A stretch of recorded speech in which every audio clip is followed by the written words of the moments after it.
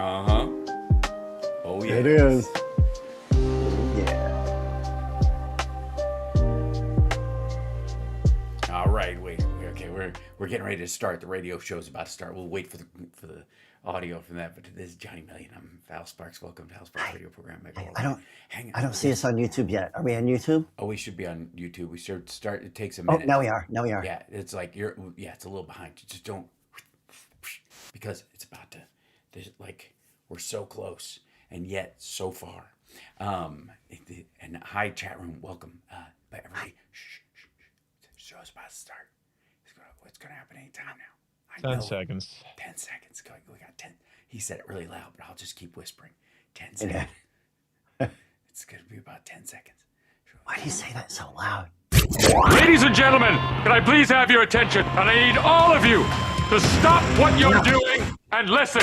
Now, live from Chicago, the Hal Sparks radio program, Mega Worldwide. I have come here to chew bubblegum and kick ass. Hal Sparks, actor, comedian, and multimedia personality. And I'm all out of bubblegum. Hal Sparks. All right, let's do this.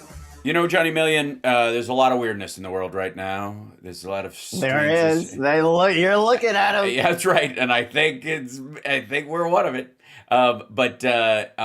You know, a lot of intensity, a lot of very difficult stories, a lot of, you know, in some cases, you know, almost painful to even hear about. So I feel like we should give people a break on a regular interval just to protect them from you know what I mean? Something along those lines. So I would like to start out with a good piece of news before we get into what's ugly. A group of llamas are praised for helping foil a fleeing thief in Derbyshire. I knew they were on the England. right side of his. They are. Yep. A group of llamas has been praised as unlikely heroes for helping to capture a petty thief. Graham Oliver from Derbyshire, England, told the Washington Post his 8 llamas had caught his attention by crying out, prompting him to check on them, only to find out they'd surrounded a strange man on his property who looked terrified. Look over here. I wanted to know what he was doing in my field, and he said he'd come through a hole in the fence. When Oliver asked where the hole in the fence was, the man showed him, then jumped over the fence and ran away. There's no evidence that this man, if he'd caught him by the leg and swung him around, would have shown him a way to his pot of gold. No, probably not. Probably not, even if he knew where it was. It's wild. Half of those llamas in that picture look a little bit like the old school Justin Bieber. It's amazing.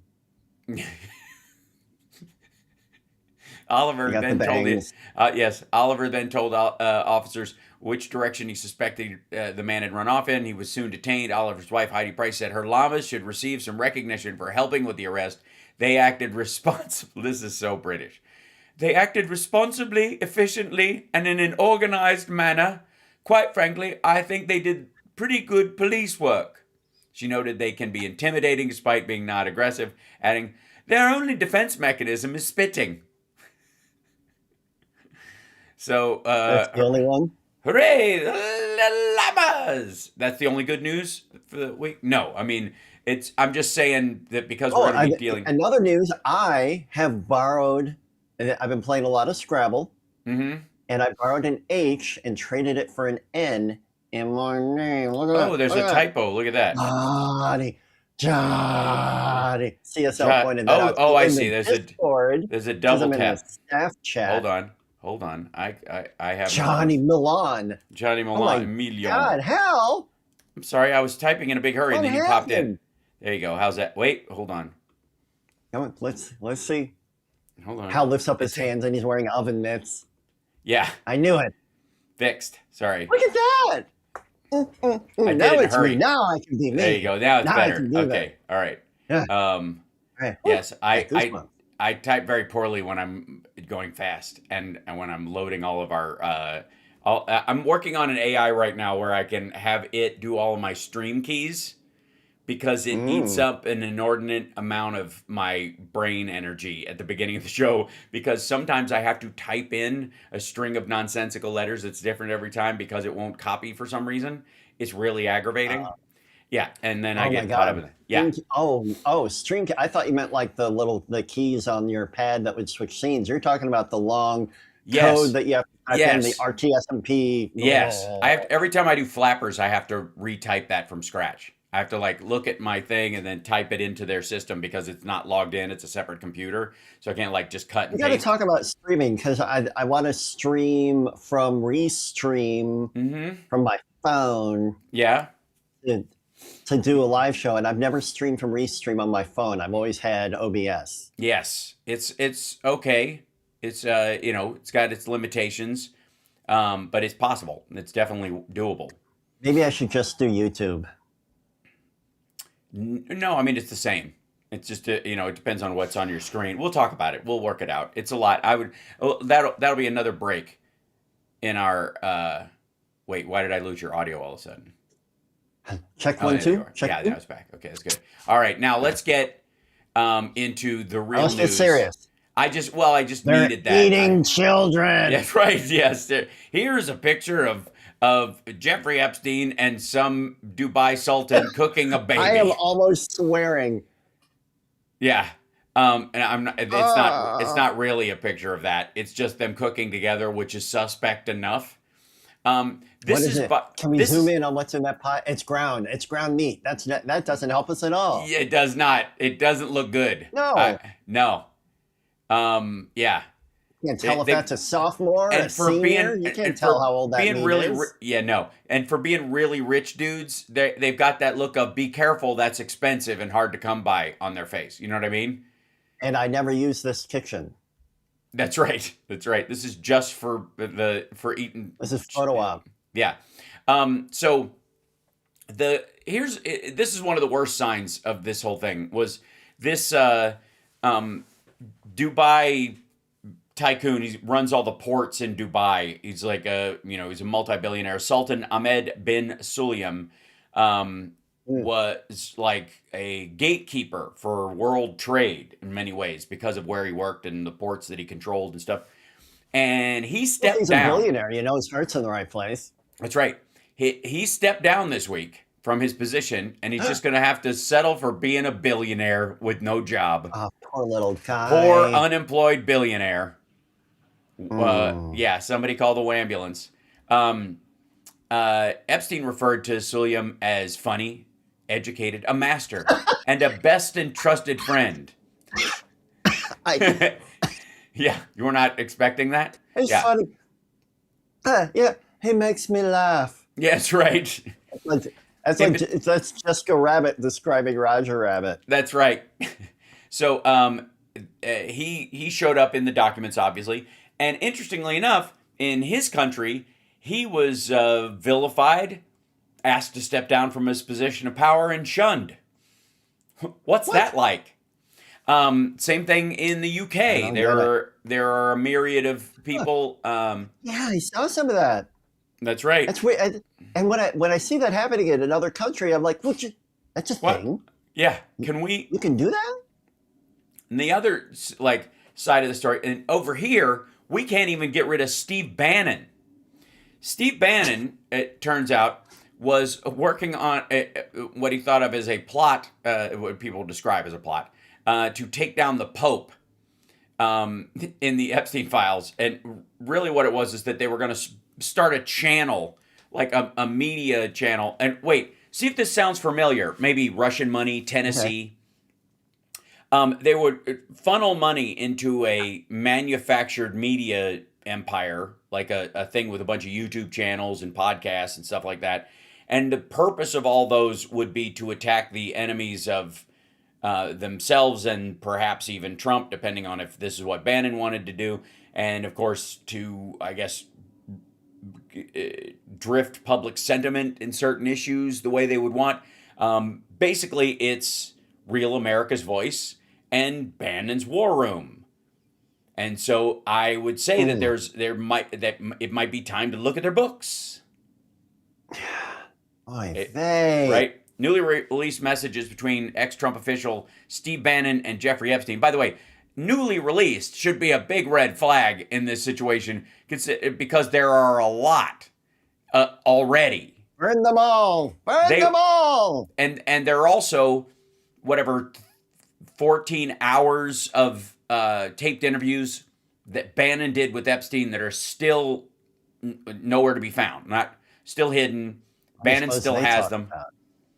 Well, he was. Do you know the whole thing about Bannon being basically hired by Epstein / asked as a favor to rehab his image? That he was when he so. Well, if anybody knows a thing or two about a good image, it's Steve Bannon. That's right. Yeah, and he definitely wasn't giving him like fashion tips. No. Another shirt, but it's. I'm wearing 3 right now. I mean, he's had his effect on me. Absolutely, he's the it girl of homeless couture. So there was a period which, and I don't know if you're aware of this, where Jeffrey Epstein's overall, I don't know, public image took a dive. It wasn't so much. Yeah, it didn't. He wasn't seen favorably in the public light. I don't remember Bill Cosby and Ellen DeGeneres had their moments in the sun, and then I remember their events that caused them to slide. I don't remember turning on the old TV and going, that Jeffrey Epstein, he's such a little scamp, that guy. Oh, he's so funny. What's he going to do next? That's actually an excellent point, because the idea that he ever had a good reputation is an illusion that I think Trump sells more than anyone else. But there was a particular downturn where he went from almost completely unknown, international man of mystery, right, to an international pariah associated with sex trafficking of minors, right?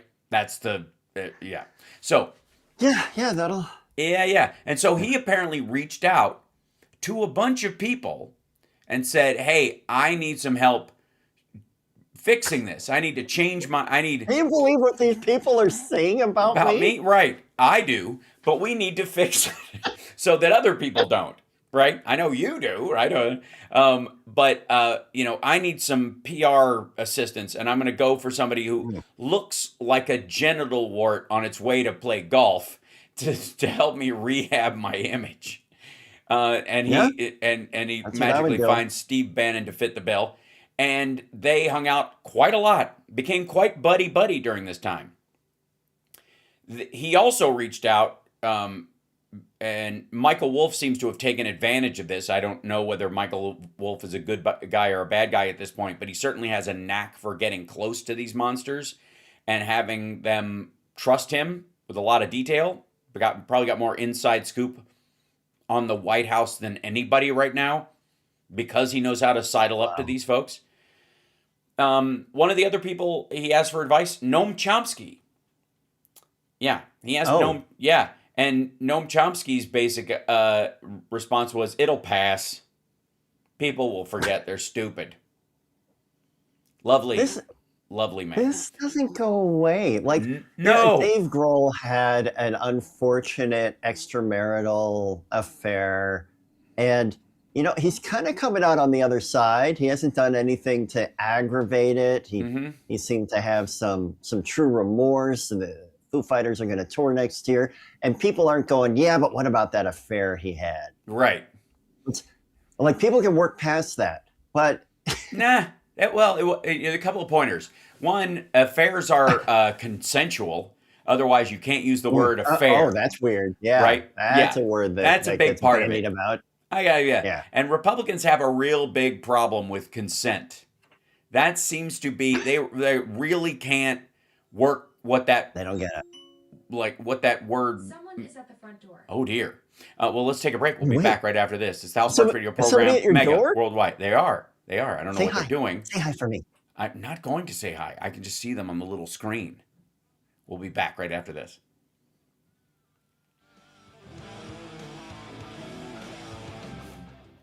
Yeah, I have a little. Who is it? I think it's a delivery. I think they just dropped something off. Oh, okay.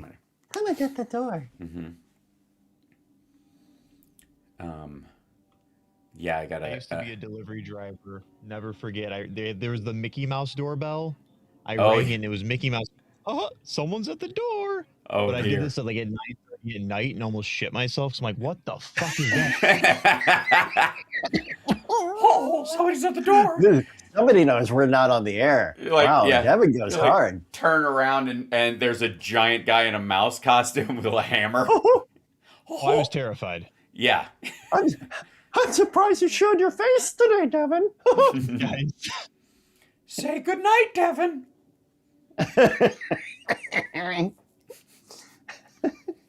He's just got like a big baseball bat that says Pluto on it.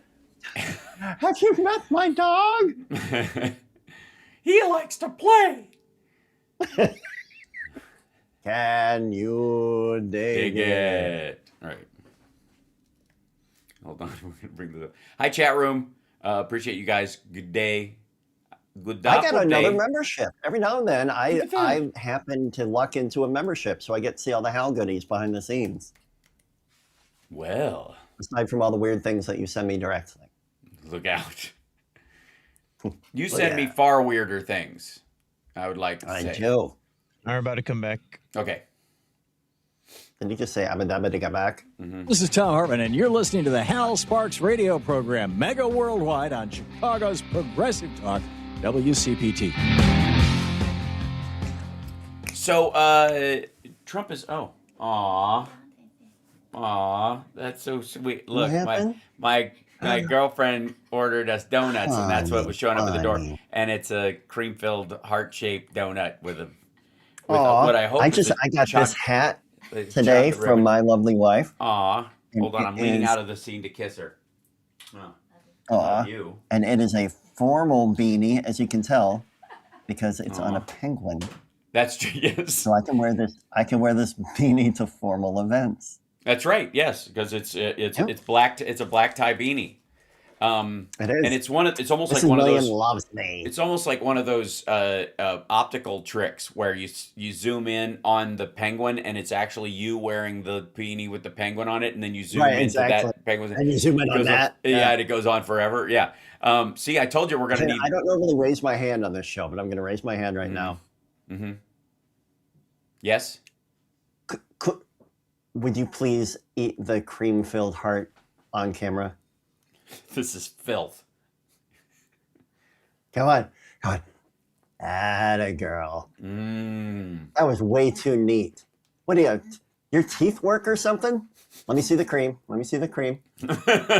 All right. It's like hazelnut or something inside. Oh, nice. It might be whipped That's very chocolate sweet. tiramisu inside or something like that. It's lovely. Ooh, I'm neato. starting to think my girl likes me after all these years. I think so.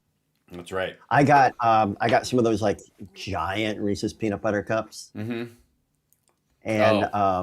and some Trader Joe's heart sprinkle cookies, Mm-hmm. some fun coffee, Mm. and I gave Mrs. Million a little heart-shaped box of Reese's miniatures because we both love. I mean, come on, everybody loves a Sure. peanut butter cup, Mhm. and a nice card and a gift card for Spa Bleu, which is like a local Pablo. fancy schmancy spa in the area. Wow. You can go Look at that. get pampered. Look at that. Well, we're having an evening, so I will. I can't say what I've got for summer because I'm on the air. Someone might tell her. Oh, yeah, they would. Mhm. You Yeah. can't say it because it's a secret or because you can't pronounce it. A little of both, actually. Yeah. Not because I had the same stroke that Trump had when he was trying to say champion of coal. When he got his champion of coal award. That was amazing. Just his dissent. I just. And you can tell, everybody around him knows it's a waste of time, but they have to do this. Like, they have to give him little awards and and clap for him. By the way, I think... Yes, dear leader. Yeah, I think I have diabetes from that. I think I just one bite. I eat so little sugar, I'm flushing. It's like I'm getting a niacin rush from one bite. This is really crazy. Is this what it always feels like? All right. Okay, you know what? Excellent transition, Johnny Million. Well done. I got to tell you, it's the simple things in life Johnny Million, Mhm. holding the hand of your lady, as you're, Yeah. going on a walk or shopping around or something like that, seeing a smile on your kid's face, you know, buying a new guitar. It's the little things in life that Mhm. are crazy lovely, right? There's some things where you're just Yep. like, that's a great time, whatever. So much so that you're like, I don't know what it, why you would have to go further than that to the point of, say, cannibalizing children. You know what I mean? There's like, I don't, like, there's got to be a Yeah, point where that, I'll be sitting there like Mrs. Million and I got a DVD from the library. We're gonna watch tonight. Looking forward to it. I don't really imagine like having the cat sit on our laps between us and like going, you know what I could use right about now. right? A, a baby popsicle, right? Whatever. Like a Yeah, murdered whatever child, it is. right? A little shot of adrenochrome, right? That's the whole thing. Okay, so for those of that have been following along, there has been, there's been a big flush this week of Pizzagate was real, and that was right. That was, one of these things that was, ironically, really had a lot to do with how they were attacking Hillary Clinton going into 2016, and it was very Mhm. effective. Oh, And it worked. it made a guy shoot up the place. Like there was a man Yeah, who came yeah. He into the walked place with in and he's like, "I'm here to save the kids." in the basement, and they're like, "We don't have a basement," right? So, um, I gotta say, like, the sort of turnaround that's shown up in a lot of these things is that there's that they talk a lot about pizza and grape soda and what people are saying are code words in these things for Right, kids or whatever. pizza. Very specific, evidently. Which is also, I would say, too generic for that, because pizza does exist in mass quantities in the world. It is one of the sort of four food groups of feeding large groups of people and getting away with it. Exactly. Yeah. It is a crowd pleaser and a crowd shutter upper, if anything. Even if Mhm. it's not a crowd pleaser, it's like, all right, well, that hence these.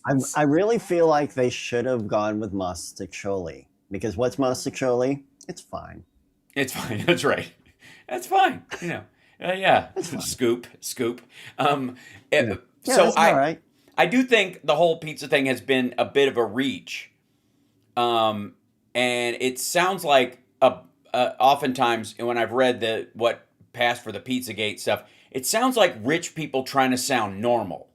It sounds like people who eat Oh yeah. like filet mignon and escargot and Oh, we eat pizza crepes. just like you. Yeah, like, oh, and the cheese was wonderful. Wasn't the cheese something, And we had sodas and everything. It was like, it reminds me of that scene in Jiminy Glick and Lalawood where he's like, I like drinking beer. This is what common people do. It's for real. It looks like this, compensation that they do. They're like, oh, we're just, we're simple folk or something like that when they talk like this. Mm, And because they talk about a lot of other stuff like that as well. But it's also, pretty generic. It's also something you would serve if there are kids around. So it's going to be yeah. one of, as a matter of fact, if you have a child, if you know, and trying to feed a kid and keep enough calories in them when they're either picky or they only like three things, you've Yeah. really only got a few options there, right? So this is perfectly teed up to create this kind of, mythology, I suppose. So, but the irony is that it was around Hillary Clinton and some sort of nonsense. And when it makes a lot of sense when you're running a campaign and you bring in a lot of pizzas for everybody and like that language, that. Can you imagine being around one of these paranoids and planning a birthday party that's completely on the up and up, and you've got Marjorie Taylor Greene every time a margarita pizza? Just, What's a margarita yeah, pizza? Is the that whole thing is just to make everything gray. Yeah, right. That's right. Muddy it up and all that kind of stuff. And so Yep. what have we found out? That apparently this was this was a code and all this stuff, and everybody's like, see, it was right, and the conspiracy theorists were right the whole time about Pizzagate and whatever. But the thing that they don't seem to latch onto is that if they were, they were wrong about who was engaged in it. That it was all of Trump's buddies, like that Elon Musk and all these guys were hanging out well after the pizza code was being used amongst these folks, if that's the case. Now, honestly, I think it's nonsense. I think it's all nonsense. I think it's way too, because why would you use email at all? You know what I mean? I don't get how people that It rich is would crazy when I see those emails and his really obvious email address and right. Jeffrey Edward Epstein Vacations is the name of his email that he uses, largely about people coming to the island. Right. But and yet we got hashtag right but her emails. Right? And one of the reasons they did that something too. Else. Hashtag what? But butter emails, right? That. Well, one of the reasons why they use that, and why her emails were attacked and specifically was because Trump himself never uses email. So one of the ways he feels completely safe is that they're not going to, he's not going to show up in any emails they release because he just doesn't use them. One of his best moves is how analog he is. Right. The problem he has is that it's the pictures, it's the videos, and it's the travel logs. That's the stuff that is in the other millions of files. And I would be happy to be proven wrong, but I'm not going to be. We'll be back right after this with space lasers in El Paso. Oh, yeah. Yeah. Did you see Ruben Michaels in there? Buttery mails. Oh, buttery mails. Hello, buttery mail. Honey, did you get the mail from the... Oh, I did. We'll be back right after this. Did Chicago come back? I don't know. I think they're there. Oh. Did Chicago leave? I'm just act as if I see the studio. It's just like, but we see the other camera, so it just looks like an empty room. All right. You guys can hear us, right? We can now, yes. Now we can. We can now. Okay, cool. Sorry, I'm getting lightheaded from this. Finish it. Nice. I thought you were going to do a Belushi and just shove the rest of that thing in your face. See if you can tell what I am now. Hal, who sings Redacted? Is it? Oh, I made that song with AI. Nobody.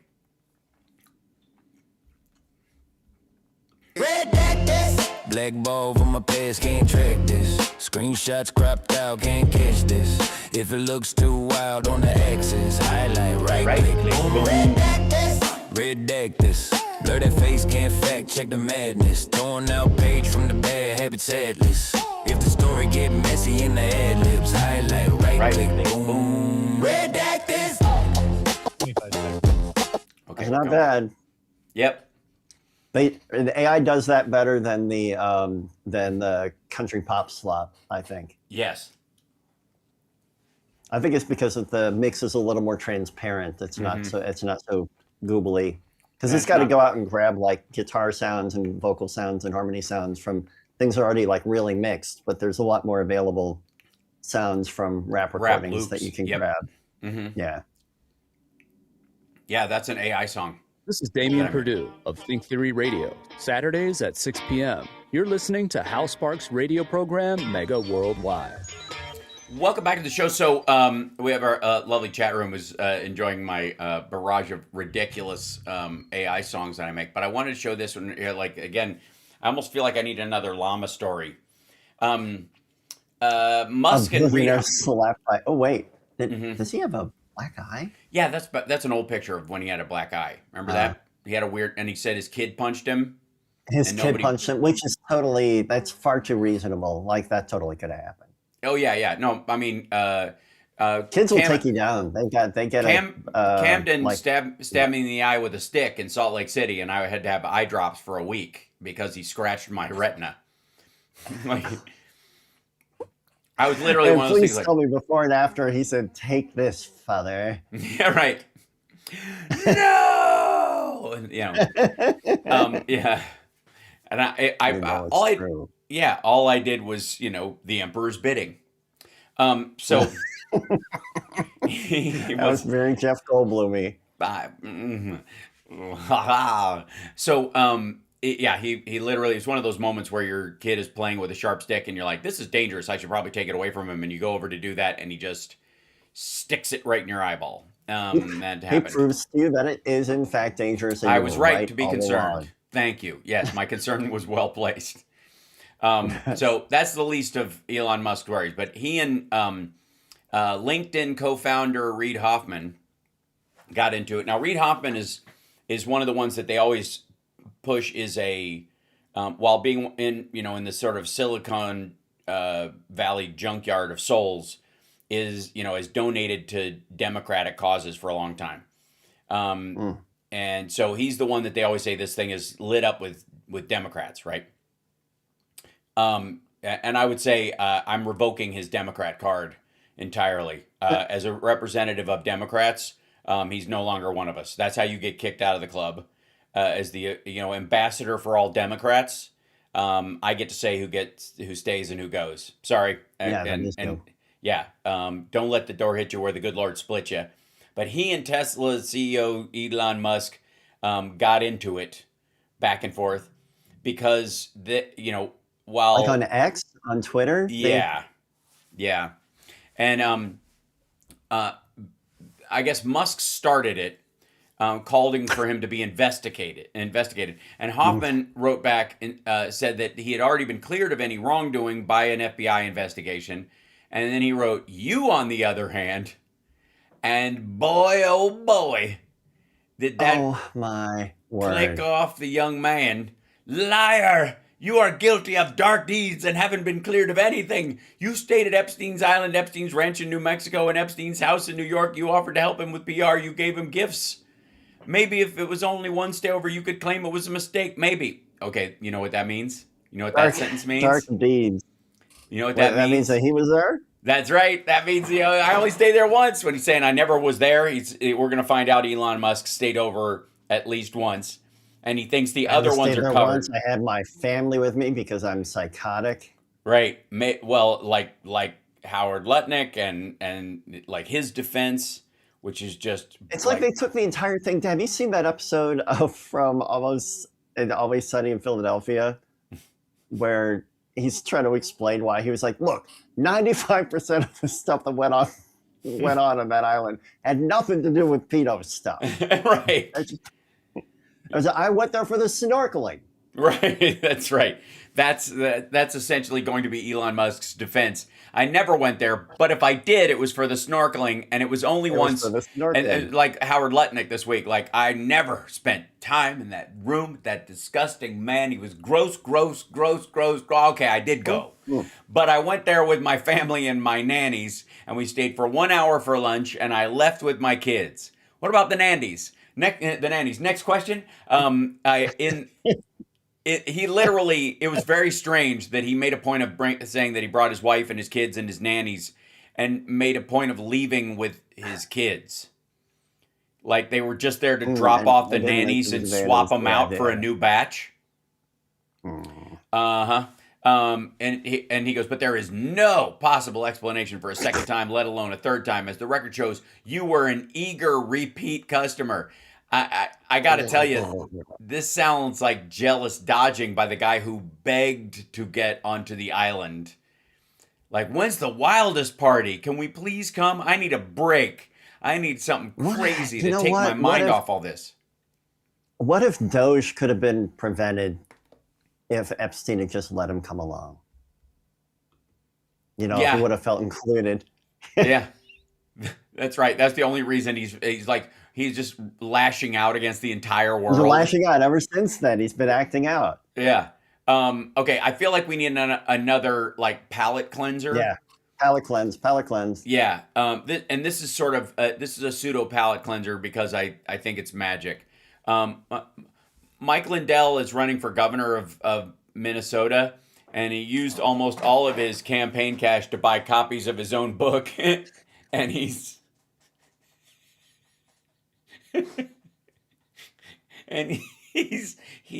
passing them out door to door instead of flyers.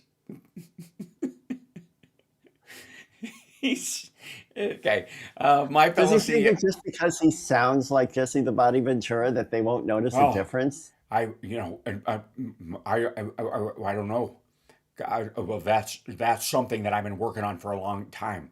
According to the Daily Beast, Lindell spent roughly 187,000 of the 356,000 he's raised during the first 2 weeks of his campaign on bulk purchases The of his music book. equipment we could have bought with that. Oh my God, man! My God, man! What are the title of the book? Can you read the title of the book, Johnny? Can you see that? That says. What are the odds from crack addict to CEO? That's right. What are the odds? What What are the odds? Are the odds? Yeah. What are the odds? It was just a toss of the dice. Lindell announced his gubernatorial run in December after being encouraged by Trump, who refers to him as the pillow guy, largely because he can't remember anyone's name anymore. Right, Mr. Speaker? Yeah. Mr. Senator? You know, I don't Mr. know. I haven't seen Ambassador? it. Yeah, if you ask Mike Johnson, he hasn't seen it. He doesn't know. He hasn't seen the thing that's popping up on everybody's phone the moment they look at it. He hasn't seen it. Not at all. So I feel like that was a decent enough palate cleanser. We're going around to all the places in Minnesota, it goes on to say. Yes, right. All the places. That's right. You know, Minnesota's got a lot of places. It's got a lot of places. It does. It's Atlanta, 1,000 lakes, but 10,000 We go to lakes. every lake. Right, but it's what is that? 40,000 little islands, because it has those little mini islands on them, where God knows what happened. Yeah, Coming together. yeah, that's right. Lindell wants to be governor of a place with the littlest St. James Islands on it. The littlest bitty islands with all teeny tiny little, like those the English muffin pizzas. That's Like exactly what they are. Smaller. That are cute, and you're like, if I was a kid, this would be amazing, but this is really disappointing. And by the way, thanks for bringing up pizza again. I think this pizza sauce is ketchup. Yeah, there's going to be a Just quote. a dash of There's going to be a oregano. quote from you on Megyn Kelly's show. Hal Sparks' co-host Johnny Million says, quoted as saying, "This pizza is too little." What do you think that means? What do you think that means?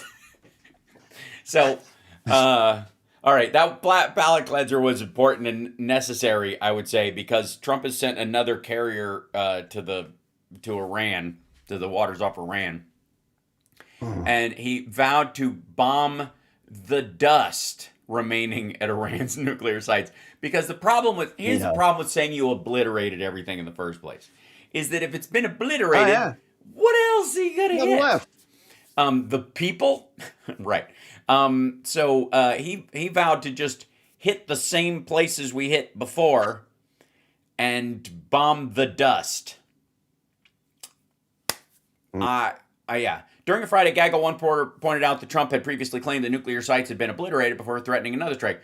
You said inside Iran nuclear sites still have been obliterated. What's left to go after? Well, you could get whatever the dust is down there. That's really the least of the mission. If we do it, it would be the least of the mission. But we we probably grab whatever's less. You know, like a war crime. Yeah, it's been obliterated, as you know. Yeah, that's what she said. But that literally is what the reporter said. Man, he looks so good. He does. He looks like it's magic. He the last couple of speeches have been particularly glorious in his just kind of mishmash of words, and a lot of it has to do with him just being angry at the fact that we're still dealing with Epstein, and that every time he leaves the table, no matter what topic he's talking about, they're serving up another problem that he has to, a fire he has to put out around Epstein stuff. I think it's time we just move past that. That was a while ago. Yeah, God. I was never there. Are you still talking about Jeffrey Epstein? Like who? Hello. And I got to tell you, to the clueless loser. And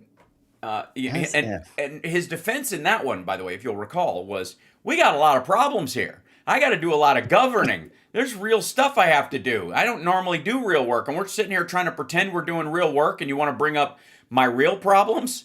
You know how much effort it takes for me to pretend that I know what I'm doing? Okay, so I'll give you an example of the distraction level that goes with the real work that the president has to do in the coordination of cabinets.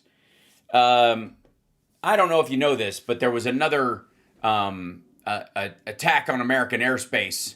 And this time around, it wasn't going to be a Chinese balloon that flew across the country and the weak-kneed Bidens were going to let it happen. Fantastic.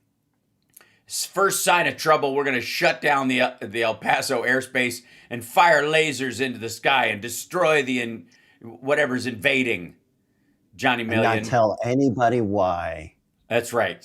Because if they found out, they would not be able to stop laughing. Okay, let me, if I may, for those that don't know. I think you'll know that I have had a quite rational fear of Mylar balloons for decades.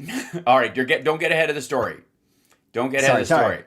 All right, late Tuesday night, FAA Administrator Brian Bedford caught off guard. The system was being used without authorization. This laser system that was meant to shoot down drones at the border, which, by the way, the cartels were using to deliver drugs, is the story that we've been told.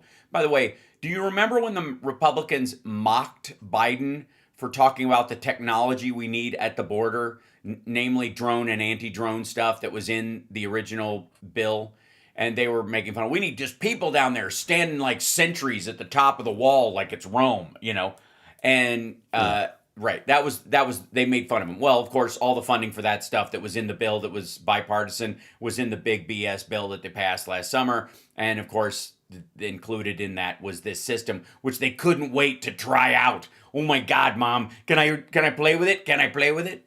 So there's this laser system that's supposed to be able to, sort of Iron Dome drones and shoot them down with high intensity. I have to admit, I want to play with the laser system. No, Johnny Million, no, you are not allowed. I'll just shoot at balloons. So Brian Bedford, knowing these lasers were being fired in the area, said he had no choice to shut down the airspace for 10 days until they stopped this round of testing, I guess, which is what the window was. 10 days? Yeah, he was going to shut it down for 10 days.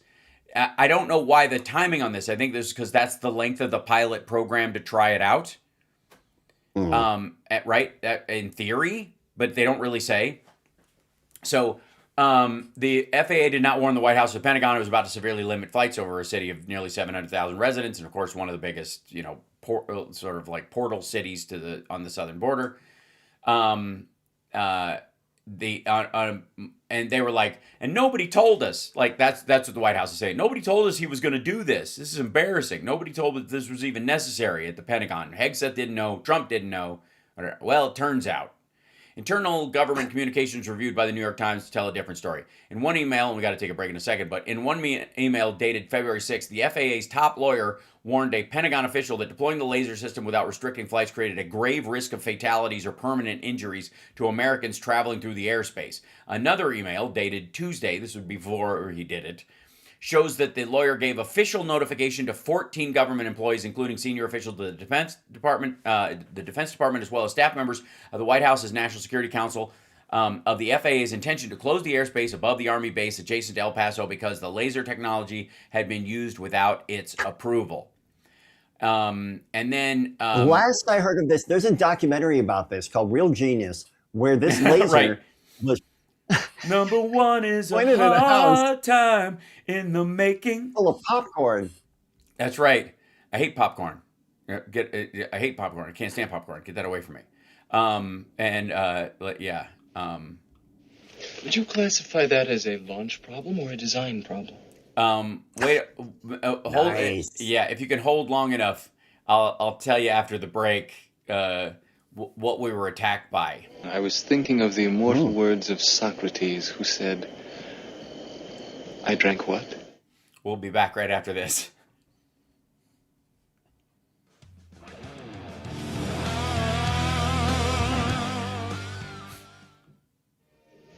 Something strange happened to me this morning. Was it a dream where you see yourself standing in sort of sun god robes on a pyramid with 1,000 naked women screaming and throwing little pickles at you? No.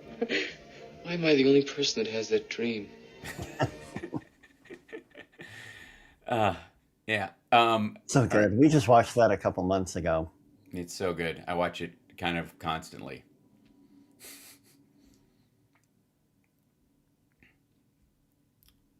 Yeah. 60 seconds, guys. Thank you. This is the best part of the whole story. This is Mr. Duffy from the real world. Yeah. What version of He's Mr. Davenport's arch rival. That's right. I got to say, my presidency doesn't seem ridiculous at all now. I'm just saying. By any stretch. There you go. No, not at all. I've certainly been interested in and aware of and studious of legislation longer than any of these chuckle nuts. So I can't. Yeah. Thank you. Hair's very fluffy today. Coming back. This is Tom Hartman, and you're listening to the Hal Sparks radio program, Mega Worldwide, on Chicago's Progressive Talk, WCPT. I think this is my favorite part of the story, Johnny Million, of the El Paso airspace 10-day shutdown that became a 3-day shutdown that became a battle of pointing fingers in the White House amongst organizations that, quite frankly, have a lot of people's lives in their hands, the FAA and the DOD between them. Yeah, a lot of lives in the balance. So you want those guys to, be at their best and coordinate fairly well. I think we all, remember what happened at Ronald Reagan Airport earlier last year. White House officials declined to comment on Friday and referred to a social media post from Mr. Duffy, published on Wednesday, that said the administration acted swiftly to address a cartel drone incursion. But that narrative was disputed by multiple people familiar with the situation, who said the Border Protection Unit ended up shooting down a party balloon rather than a drone. Military service members were present during the incident, the people said. So everybody watched them shoot down a Mylar party balloon. And if that's the state of drone technology that the cartels have, I don't know why we're worrying so much. What's keeping us all up in this? This has been like yet another in a series of embarrassments. On top of course, our dear friend Pam Blondie, who exploded at her hearing this week. Did you get a chance to catch any of that, Johnny Million? I saw the highlights. Were they really highlights? Well, she's very upset. Yeah. She's very upset. Well, I mean, wouldn't you be? I mean, you like... I don't like hanging out in a room with victims that I refuse to acknowledge. Yeah. Yeah. I have to say they're the cringe factor of it alone, and the fact that she actually thought it was working, is probably the worst part. And I got to give credit to Ted Lieu, who more than anybody successfully shut her down.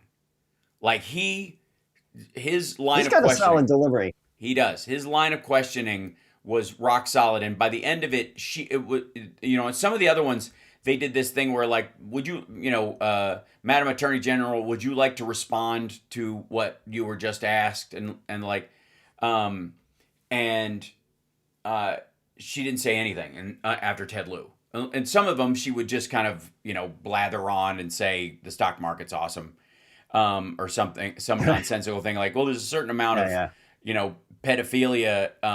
And by the way, this is a common criticism on the You're right. saying that these are load-bearing pedophiles. That's right. Yes. That she said the Dow is over $50,000, which was her original quote, which is wonderful in and of itself. $50,000. Right. But maggots in general, one of their criticisms of Pam Bondi is that her defense of not being forthcoming about the Epstein files is, look how high the Dow is. And Alex Jones's takeaway was that she's tacitly saying, because he reads behind the lines. You know how he is. He knows all the angles. He's got everything memorized. That she's saying the Dow is at 50,000 because it's a warning that if you go after these awful people that are all friends of Trump's and Trump himself, the stock market will crash. That's the threat he says she's making. Hal, how many times do I tell you we must protect the billionaires? Yes, I know. And it like, after a while, like, I've just given in.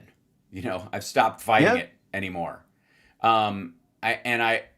Overall, the response on our side, obviously, to Pam Bondi is predictable and understood and based on reality, and is almost immaterial. Like, it's so predictable because she's so awful. It doesn't matter. Everybody expects it. Right, exactly. So no matter how like our representatives, no matter how angry they get or disgusted they get with her, even if it's legit, it'll seem performative because you see it coming.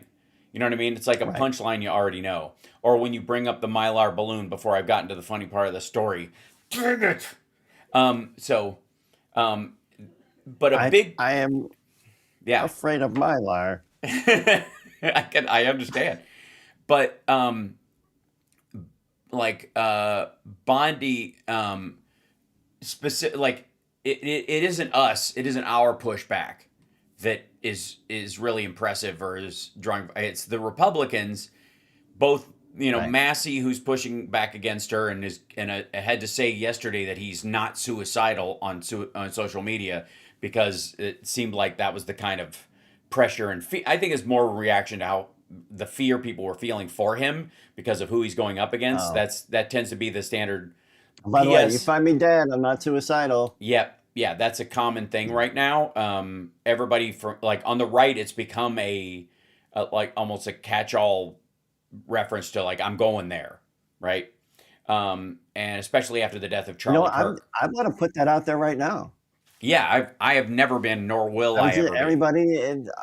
Anybody within the sound of my voice, if you find me dead, I'm not suicidal. I'm a little disappointed about the Bears. Right? Yeah, but not enough, Not enough. Yeah, no, life has got too much promise, no matter what. Like, there's too much we'll see out there, right? Do you have any idea how many Reese's peanut butter cups are in the other room? Exactly, just in the world. You know what I mean? Once you finish those. Oh, I never considered that. Once I finish those, there's more. Yeah, you ever go outside or drive through a city or fly over it and go, okay, there's 8 toilets per floor in a business, and there's like, you go, how many toilet flushes are there in a day? Can you imagine the waste treatment facilities that they have to have just for that part of it? And if it breaks down for 2 days, what would happen? Everybody talks about the electricity and the lights going out. Right now. Yeah, you want to be paranoid? It's a good time. So there has been, there have been multiple responses from from our side yelling at her and whatnot. And the right tended to sort of apologize. Massey was an exception. A couple others, what their deflection was let's talk about something else. I'm going to bring up how you helped with a crime thing in my city or something, which, by the way, she didn't. The city, they're allocated funds by Congress, so the idea that she went knocking on doors or something is a little bit ridiculous. I mean, you definitely need, coordination, and you definitely need. She remains Attorney General, yes? Yes, she is. It should be an apolitical role.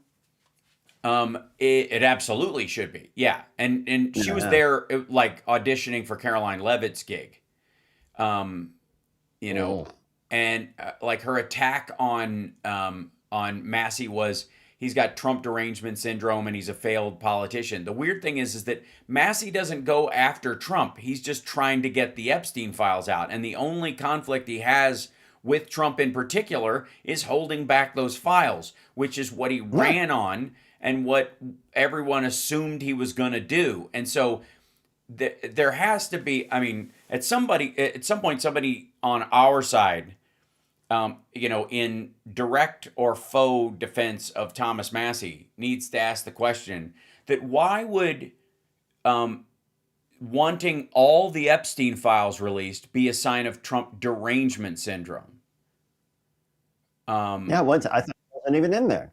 Yeah, if he's not in there and there's nothing incriminating about him, and it's only covering for terrible people, that seems to be something Trump would want. You would seem to be on Trump's side, at least on what he said. That's precisely it. And yet, for most of the time, again, you can they'll just write off what Democrats said and think that her yelling at them is enough of a cover. But in the case of... it makes me scroll right on by. That's exactly right. Yeah, that it's kind of predictable. Yeah, I don't want to hear her yelling. Some of them, it was really good though, but it's not gonna change the policy, right? No. It was, it's enjoyable. And it had an impact on her and on the hearing to some degree, and it certainly does. I will say what Democrats are saying, while we will kind of scroll past it, and a bunch of like pro-Trump people will scroll right past it and ignore it. There is a big section of maggotry that is leaning in the Massey side that are appreciating Ro Khanna and all these others. We got to take a break. Well, sure. Yeah, and like Rand Paul and like actual people who are at least trying to pretend to live their standards. Exactly. That's right. We'll be back right after this. It's the House Sparks Radio program, Mega Worldwide.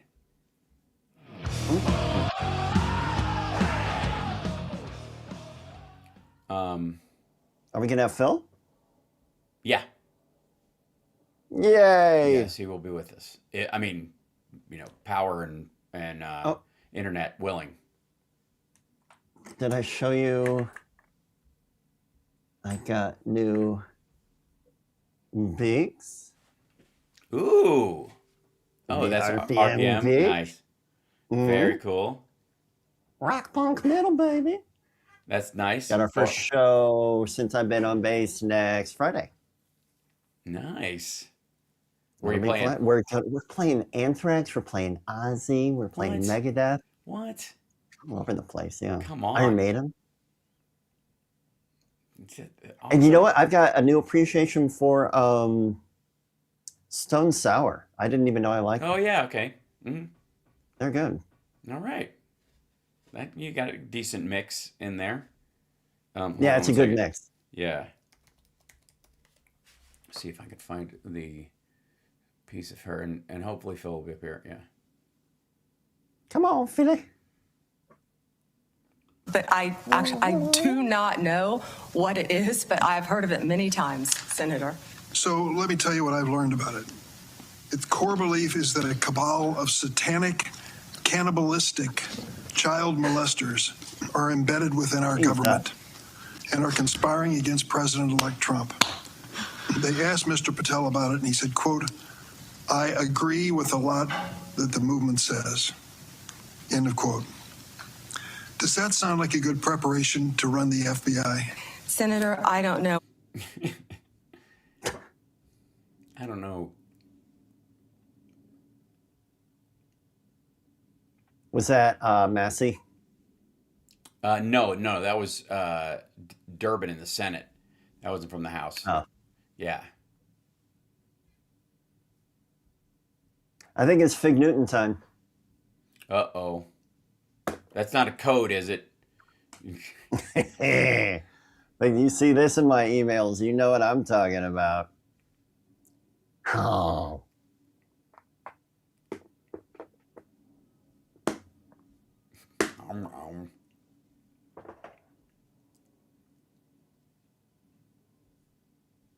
Let's see.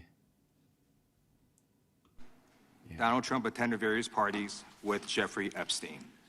I want to know, were there any underage girls at that party or at any party that Trump attended with Jeffrey Epstein?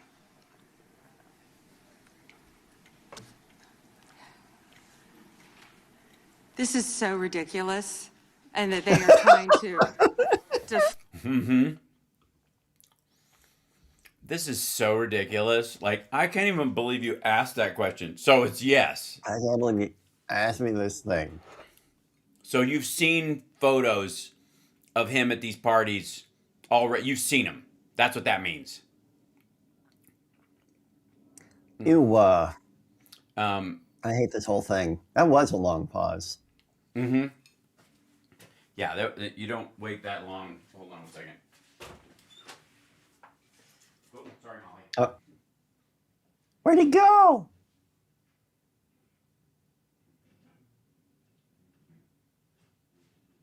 If you like rock, pull up at Whisker Business for Rockin' Cat So Funny and Cute. It's a free plug, and I don't know what Whisker Business is. You don't even pretend you don't know what Whisker Business is. You nicest man. This is this is a ridiculous line of questioning, Hal. Are you telling me you don't know what Whisker Business is? Coming back in 10. I think you lied under oath. I don't see Phil yet. Hopefully he has. He's doing all right. We'll see. Philly. Come on, Phil.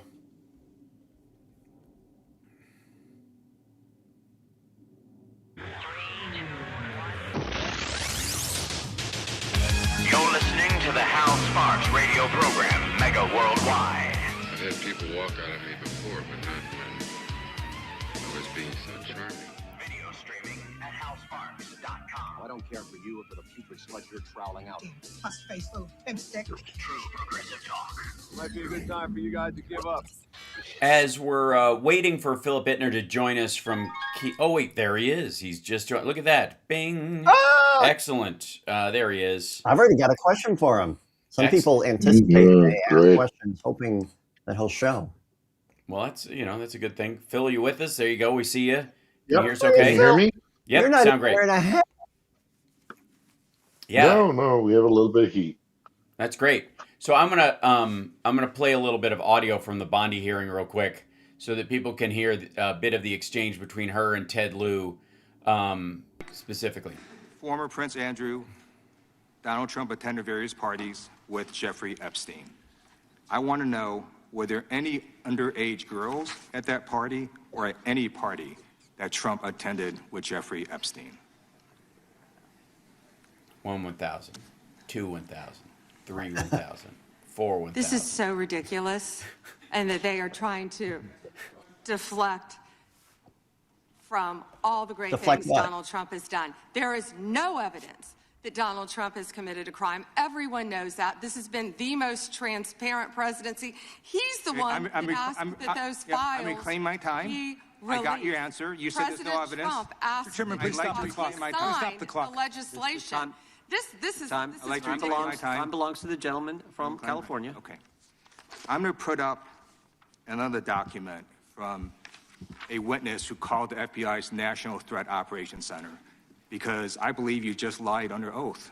There is ample evidence in the Epstein file. Don't you ever accuse me of a crime. I believe you just lied under oath. Sister. And this is all on videotape. You said there's no evidence of a crime. I'm showing you. Here is a witness statement who called into the FBI's Threat Operations Center. He drove Donald Trump around in a limo. He overheard what Donald Trump said to Jeffrey on his cell phone. He was so angry, he was going to stop the limo and hurt Donald Trump. And he met a girl who said she was raped by Donald Trump and Jeffrey Epstein. Wow. She later had her head blown off, and officers at the scene said that could not have been suicide. No one at the Department of Justice interviewed this witness. You need to interview this witness immediately. Epstein should rot in hell. So should the men who patronized his operation. And as we sit here today, there are over 1,000 sex trafficking victims, and you have not held a single man accountable. Shame on you. If you had any decency, you would resign right after this hearing concludes. The gentleman has expired. Yeah. Okay. So there's a reason why you don't hear another answer from her after that, is because unlike some of the other parts of the hearing where she would kind of push back. She would push back against. She would push back against people or slam them personally or go after, use ad hominem attacks or political attacks on people. That one just made her quiet. And you'll notice how long that took. Now, one of the things, and welcome Philip Ittner, host of On the Edge. I'm glad you have lights and heat. It's our first time seeing you not have to wear a hat on camera. That's a good sign. And we have talked a bunch about sort of the compromise aspect of what Russia has had as far as control over Donald Trump and over people in his orbit.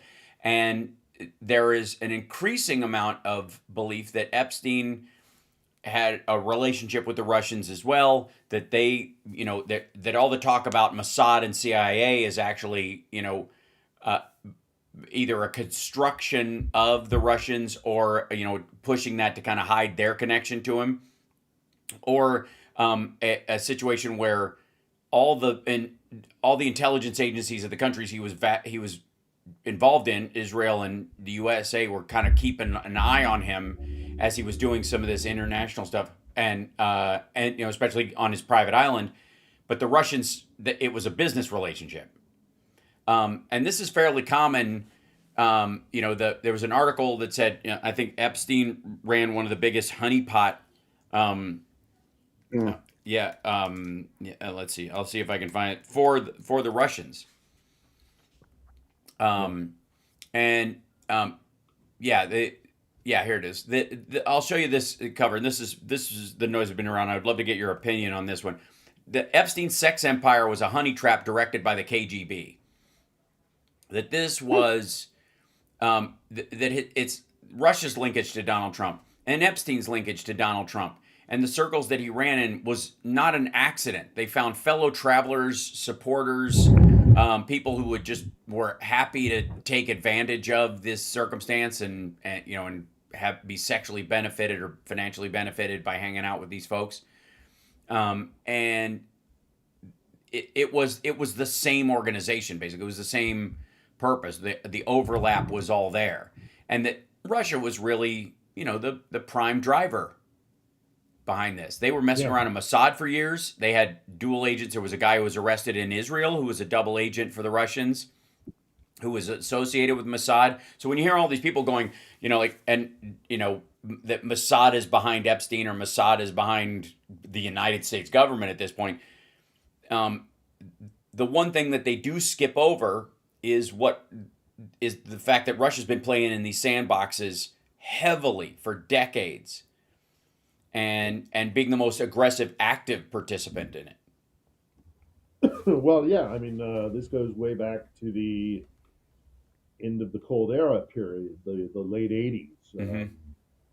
Actually, it goes further back. It goes there were a group of, after the creation of the State of Israel, there were a group of Soviet, Russian, but also Ukrainian and Belarusian, and take your pick, all the different Soviet republics.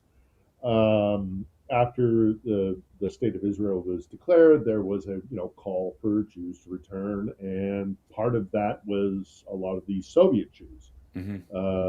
The Russian Empire has a long history of abuse to the Jewish community. That's what Fiddler on the Roof is all about. Right. So a lot of Soviet Jews petitioned the Soviet Union to be able to leave and go to Israel, and for a long period of time they were refused. That's why I refused things. But as Glasnost and Perestroika and the Gorbachev era at the end of the Soviet Union began, they began to loosen the strings on that.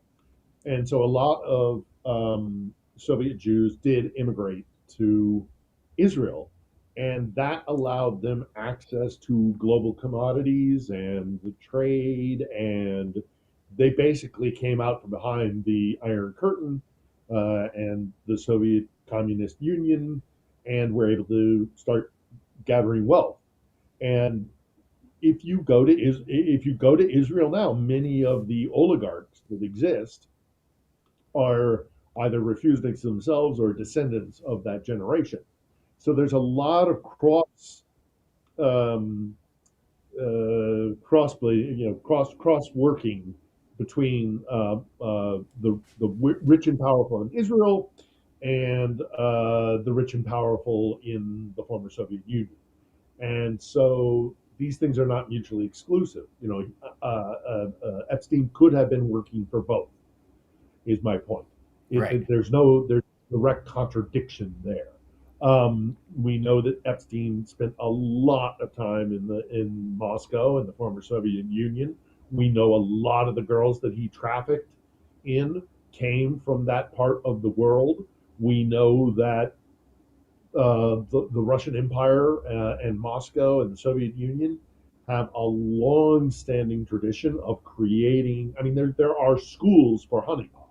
Right. They will train young women how to seduce, manipulate, gain information. All sorts of different tricks. Starts with Fig Newtons. Yeah, that's how they lure you into it. I mean, like I talked to military. I've spoken about this before. I know lots of guys that worked in the military and in the intelligence community, and pretty much every capital that they rocked up to, potentially there was a Soviet or a Russian, depending on the era, a beautiful young woman in the hotel bar, speaking with a thick Slavic accent in Addis Ababa. I mean, they spent a lot of money on this. Moscow did, because they get bigger bang for their buck. They get compromat, they get infiltration. There's no, bring it up to the modern era. I mean, we look at what's her name, Anna Chapman, or we look at what was the one who infiltrated the NRA. I'm dapping on her name, but I mean, they do this on purpose. They go in, they find wealthy and susceptible men, and they're young and beautiful, and there you go. And they're trained. Yeah, there's a 1985 documentary about this called Gotcha, starring Anthony Edwards. Yeah, and the system that they set up as as like we saw through the NRA and Russian money through Maria Butina and like some overt characters that were involved in this. Ilya Yashishin, who posed as a Rothschild and snuck onto has pictures with Trump and Lindsey Graham, whose boyfriend I believe was murdered in Canada. Because he knew of her real identity or something like that. It's like it's one of these things where it just reeks of a B grade spy movie. But at the same time, there was this period of overlap where the one thing that you keep bringing up, and I think people need to pay attention to, and we're going to take a break and we'll come back and talk about this afterwards, and then we'll get questions from the chat for you. One of the biggest issues is that this is an active measure war by the Russian government right now, by Vladimir Putin and the KGB and stuff, against the United States, against the West overall. And they used to be a lot more, subtle about it, but now they're running out of runway, they're running out of time, and they're running out of money. So it's getting more overt, and a lot of it is just slipping out. They're losing their grip on some of the organizational threads. And so it's coming to light. That's how I think they lost the Tenet Media thing so quickly, and it came out so quickly, is because they're in a bum rush to get this done. But their old subtle ways of doing it is how Manafort ended up working for Trump, how Maria Butina ended up raising money for the NRA in Russia, which has some of the worst. Hold on. Yeah, your mic was a little muted. We'll fix that during the break. But we'll come back after this. It's the Houseparks Radio program, Mega Worldwide.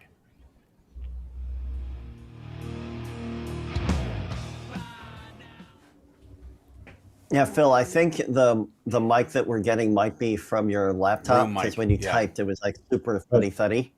Yeah. Okay. Yeah, switch to your mic choice there. Yeah, just double check that input.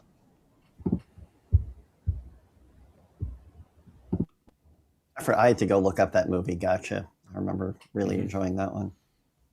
Linda Fiorentino. What was the There we go. There you go. Yeah. Oh, much better. The Kevin Costner Sean Young movie. Oh yeah. Where it turns out spoiler alert, that he's the guy, that he's as much a spy as she is. No Way Out. No Way Out, yeah. Yeah. Yeah, I'm gonna try to. There's the. Let me see if I can. I'm putting these links to the movies in the chat, by the way. Yeah.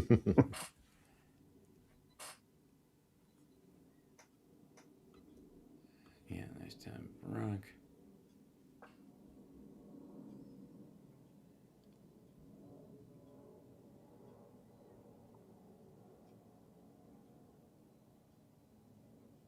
I'll never forget Sean Young in Ace Ventura.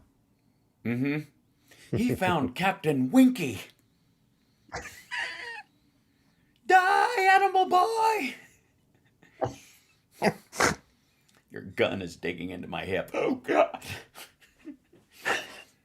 Got any more of that gum, Ace? None of your business, and I'll thank you for staying out of my personal affairs. Einar, Finkel, Einar, Finkel. Stand by, coming back. Finkel is Einhorn.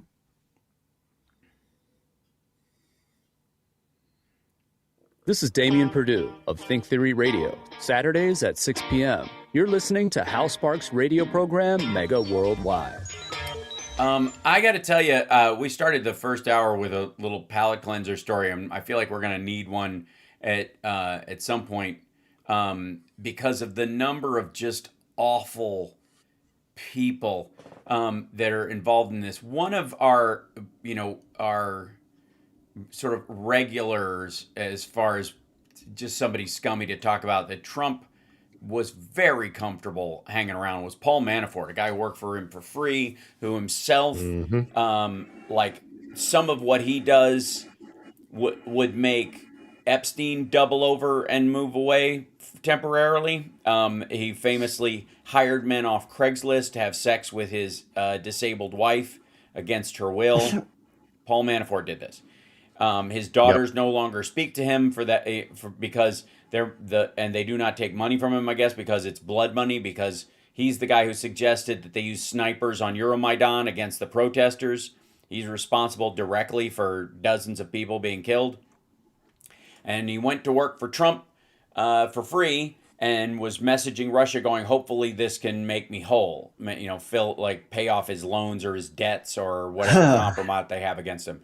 And so the idea that he's discussed very heavily and in a positive light by Epstein about as a potential member of the cabinet in 2016 around Trump and the like is not surprising to anyone. But one of the people that that I guess came up in the news recently was the former like White House lawyer of Barack Obama, who I suppose she just stepped down. Humler, I think her name, Humler, who just stepped down from her position at the law firm because of her connections. And it seems like all the stuff we're hearing, I don't know all the stuff about Bill Clinton, but a good portion of it is her sheepdogging him towards Epstein and her getting very buddy-buddy with him and kind of lowering Clinton's guard about it, going, it's not that big a deal, or arranging, for them to get together and the like. And she continues to have, this relationship with Epstein for years and sort of defending people like Manafort in the process. And Manafort, again, is a tendril of the Kremlin in American politics. Yeah. I mean, the list is long. Yeah. Of Russian interference in our elections, our body politic. And that doesn't just mean politicians. I mean, that means, faith leaders, captains of industry, influencers, media celebrities, take your pick. Mm-hmm. They're all over our society, our culture, our legal systems, our financial systems. I mean, look, I I never actually really watched the show The Americans, right? Because I spend a lot of my time studying these kind of people, but it's my understanding, and from what I've seen, that they get it kind of right. Yeah. That Russia has, they like to push and pull and manipulate and slightly, adjust people's positions. It's the old is the dress blue or is it gray? Yeah. Depends on how you look at it, and they'll get into the halls of power, and they will say, what Trump said to what was it, Bill O'Reilly, or was it Scarborough? Why do you support Putin? He's a killer. Well, lots of people are killers. Well, that's exactly what the KGB, because that's what they are. Whether they call them the FSB now or the SVR or the GRU, it doesn't matter. It's still the same thing. That if they can get you to believe that there's no difference. There's absolutely, it's all about boldface power. Right. And law is a fabrication, and the rule of law is fabrication, and democracy is fabrication, and everything is manipulated, and everything is cynical, and everything is all about null sum binary zero-sum relationships. Game, right? Kathy Rumler. Yeah, Kathy Rumler was one of Obama's attorneys, and I guess was involved with Clinton as well at one point. And I think the most interesting thing about where she's brought up in this, besides the timing of it, this is 2019. Kathy Rumler asked if she could come at 3 p.m. today, have Bannon and Rumler at 3 p.m. Mooch will remain 2 p.m. I don't know if he means Scaramucci, Anthony Scaramucci, who was still in Trump's orbit at that time. And I don't know if Mooch, if that's the same one, or and then Dr. Bard, he's got this appointment or whatever for this particular person. But Rumler, being this close to him after all this, in 2019, at a certain point, the clock's ticking after he's busted, by the day. But that deep into it and around it, that's the stirrup, to the point where, I don't know, maybe he was wanting her to be, defend him or be part of his team, because we got to circle the wagons or something like that. But the point that Bannon, who is by and large at this point an arm of the CCP pretending not to be, the ones that protest the most and push back the most are really actually on the team, him and Guo and Guai.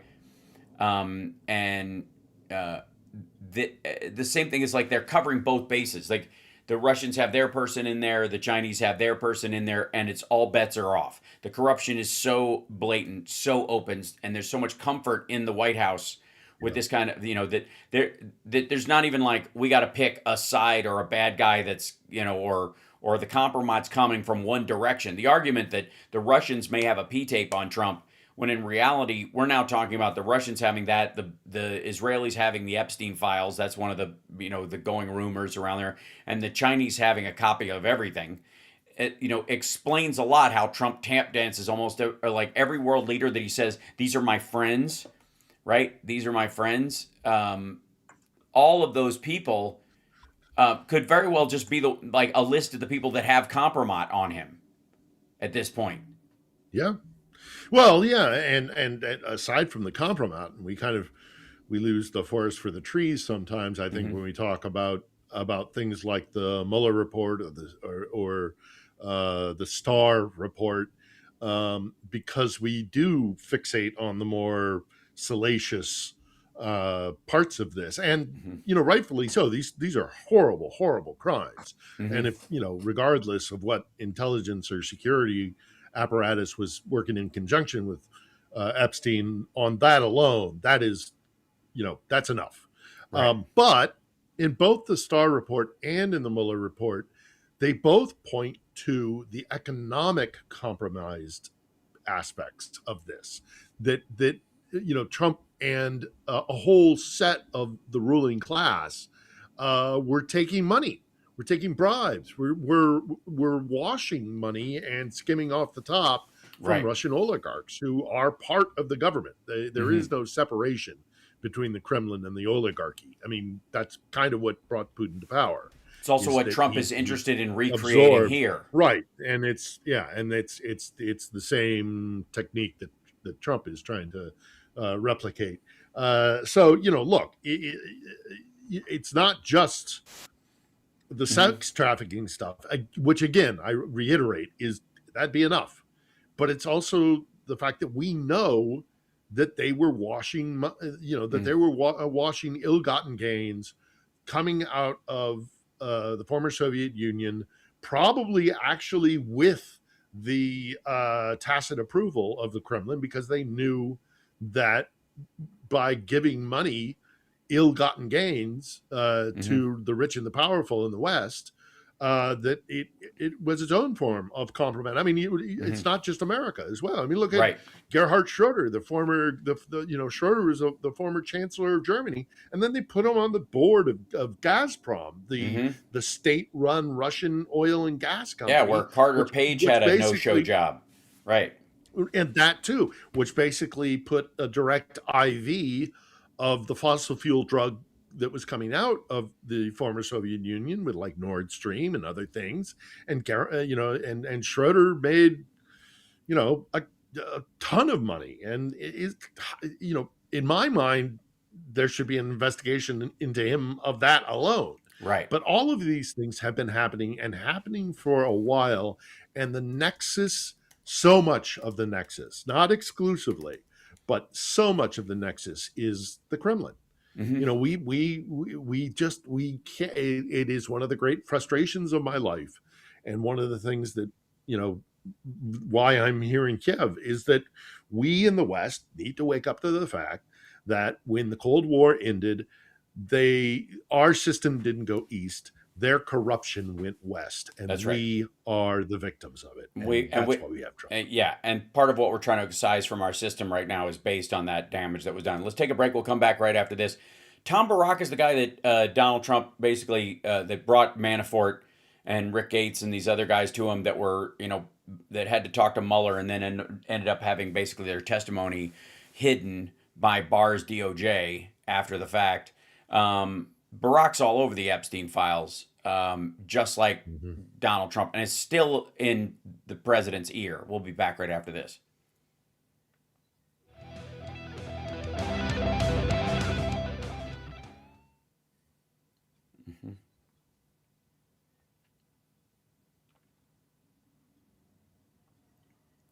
Yeah, this is Eek. Where's that?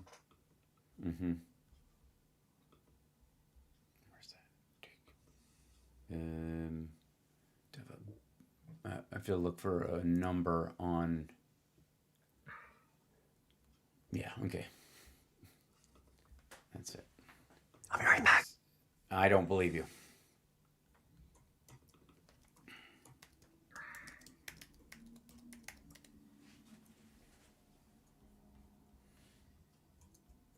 Break this page down. There you go. Sometimes there's so much stuff. Yeah. It's just nuts.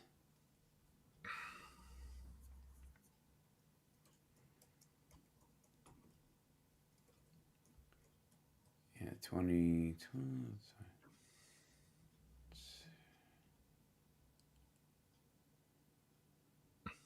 This is. How you doing, by the way? How you feeling? Yeah, all right. Hopefully we're going to get the episode out for tomorrow, but it's just a headache and a half. Everything is difficult. Yep. We got a little break in the weather, which is nice, but it also means the snow is melting. And then we're going to get colder weather next week. This is Tom Hartman, and you're listening to the Hal Sparks everything in the middle of program, melting is Mega Worldwide on Chicago's Progressive Talk, WCPT. So it seems repeatedly, and when Johnny returns from taking care of business, that there he is, TCB, and that everybody associated with Trump and Russiagate. One of the reasons why I think there's as much of a push, whenever Epstein is brought up, what they want to also use as a way of distancing him from that is to bring up Russia and say Russia, Russia, Russia, or call it Russiagate. Mhm. And there's a reason they want to sort of dismiss both at the same time.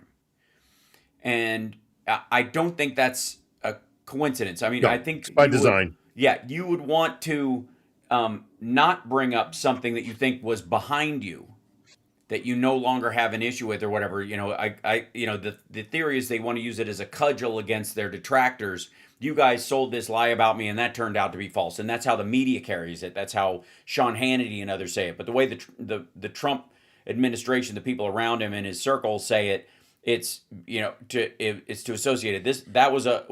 We associate that with a hoax. We're going to associate this with a hoax, and we want them both to go away because they're both linked. They're both tied together. And every time you look deep into who Trump chose to be part of his cabinet and around him, there's either a deep Russian tie or a deep Epstein tie or a huge overlap. And Tom Barack, basically being the guy who picked his initial cabinet, is all over the Epstein files. I mean, they're close. And I don't know if Tom Barack was introduced to Epstein by Trump or vice versa. It seems to me it might be the other way around, that Epstein is the one who hooked him up with Tom Barack. That they were in those circles together, but it kind of doesn't matter because it's just three skeevy guys who think that the rules don't apply to them.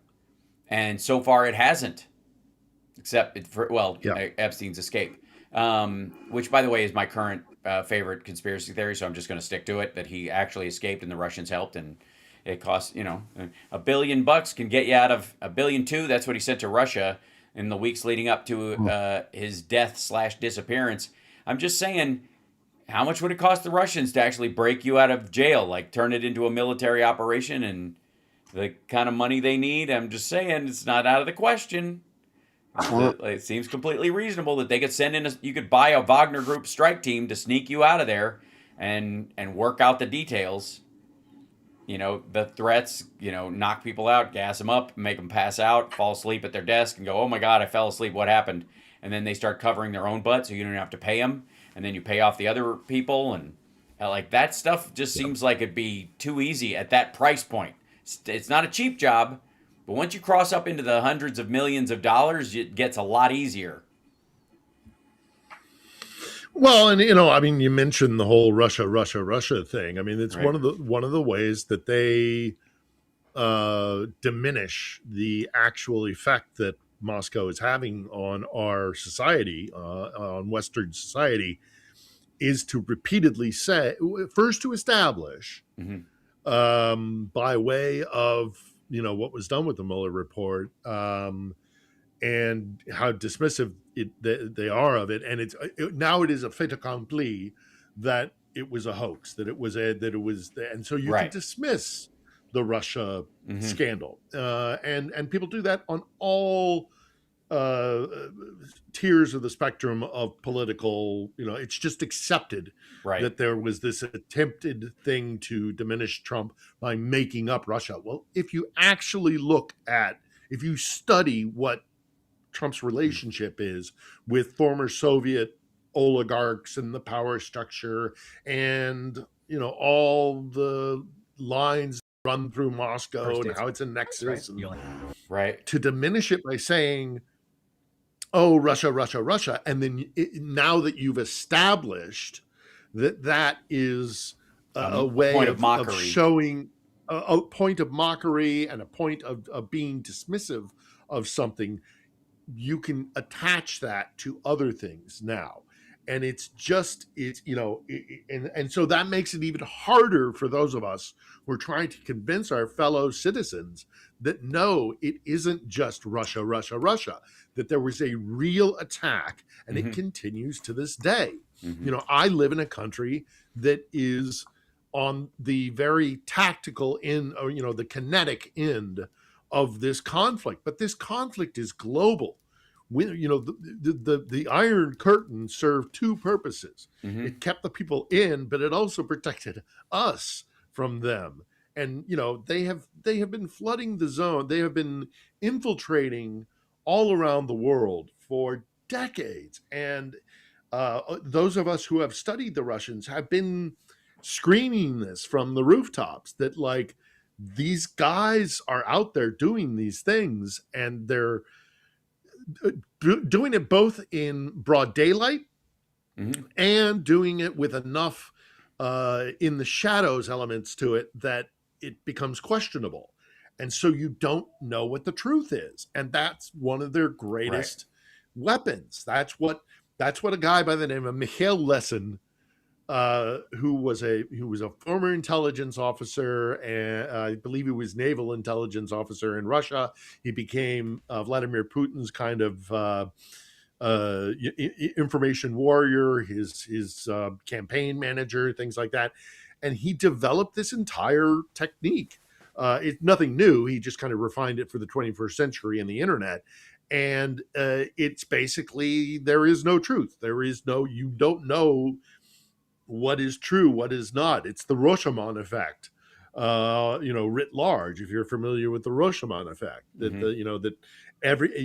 because everybody has a perspective, it's very hard to determine an absolute truth. And so they use that so that nobody can make any decisions because they don't know what the truth is. And, to cap off Lesin's story, he ends up dead in a Washington, D.C. hotel the day before he's supposed to go talk to, to intelligence officers, American intelligence officers, that he bashed his own head in his hotel room in D.C. the day before he's supposed to go give testimony to intelligence officers. The whole thing stinks to high holy, what. And, again, it's a broken record, but it is still true. We ignore the very real attack that we are under by the Russians in covert ways that are destabilizing all of our Western democracies. They don't have to use tanks. They can just make us turn on one another and have, corruption and chip away at the foundations of all of our societies, and they get a lot more benefit. And all they have to do is sit back.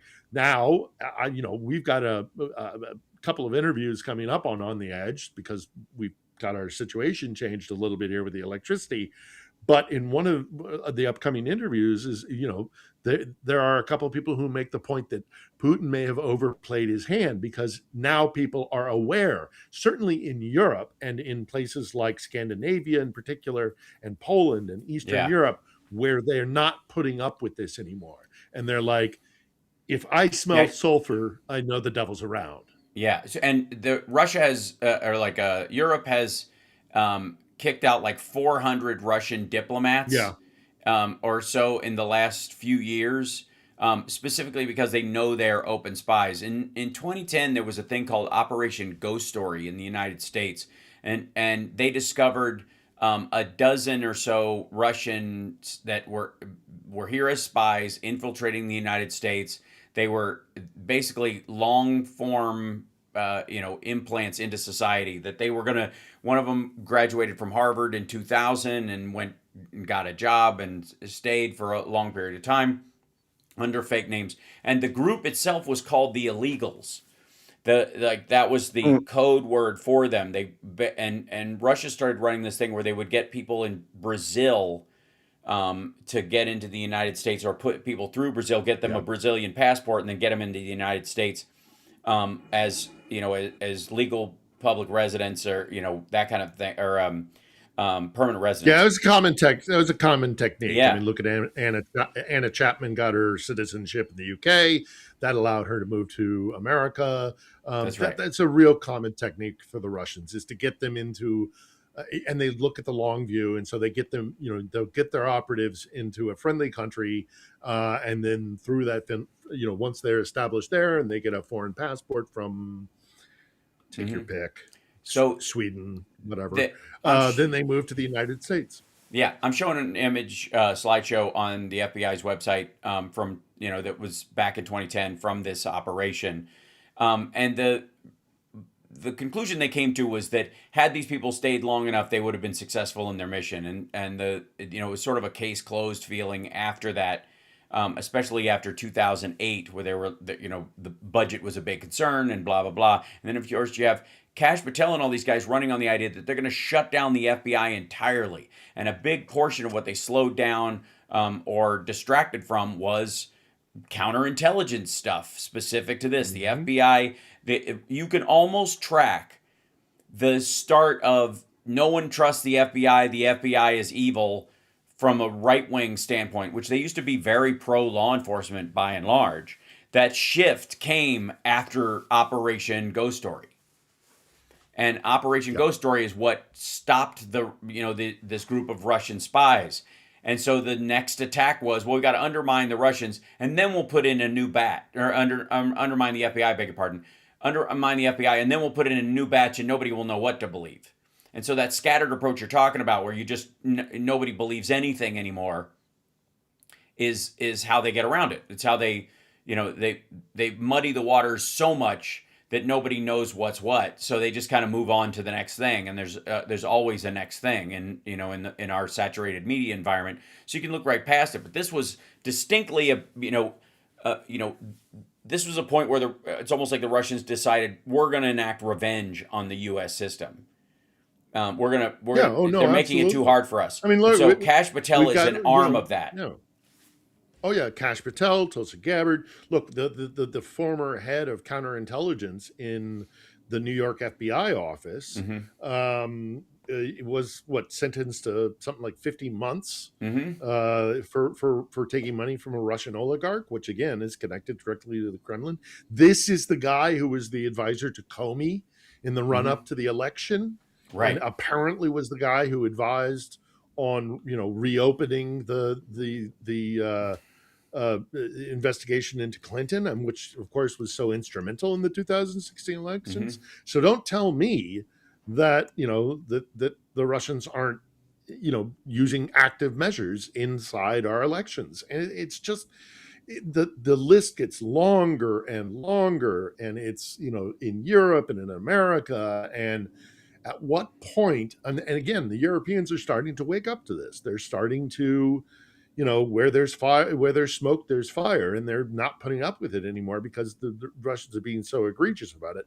But the Americans are far from waking up to the realization that, and I think that's for a number of different reasons. But we in America had better wake up pretty quick, and we're past due actually to waking up to the fact that this isn't just incidental. This is very real, very consequential, and is in so many different ways actively war. It's an information war, and it has a death toll, and it has think of all the people that died of COVID because we put a maniac in the White House. And had the Russians not interfered in 2016, how would we, would COVID have even happened at all? I mean, there's the knock-on effect. Right. Certainly not. Certainly the response would have been different. Society. And I would argue the same thing with, anybody that thinks Al Gore would have sent us into Iraq is an idiot. And there's a similar aspect of all these things, that there are decisions that matter. And Russia knows this almost better than we do at this point. So they want to make sure that they have someone in that position that will make a decision that benefits them, or they have someone in that position that will make a chaotic, pointless decision that they can take advantage of. And anybody who's directly, against them and aware of the threat, namely Hillary Clinton and others, they are against. Like, this becomes, this is an active war against them. Let's take a break. We'll come back. It's the House Sparks Radio program, Mega Worldwide. I know we have questions. Oh yeah, we do.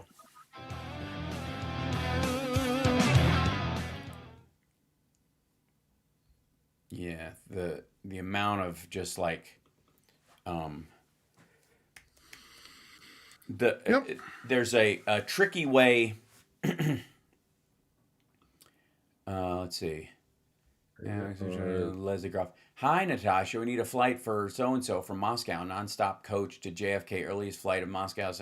She will return from St. Thomas back to Moscow on Tuesday, June 20th. Options and pricing, please. Thanks. Amex Centurion Travel. delivering women from Russia to St. Thomas. One of the things that I keep bringing up that I don't hear anybody else bringing up is that nobody flew to Jeffrey Epstein's island. They didn't have a landing strip. They flew to St. Thomas, where Donald Trump has a big hotel that was basically the waiting room for the dock that went to Epstein's island. Trump made money off of people officially staying at his property in St. Thomas while they were really visiting the island. It's like a fee he took off the top of it. And I guarantee the list of like people who went to the island overlaps perfectly with the guest list at St. Thomas at the Trump facility there. Yep. And the whole thing stinks. Yep. Antonio Square, let's see this. Okay, that's a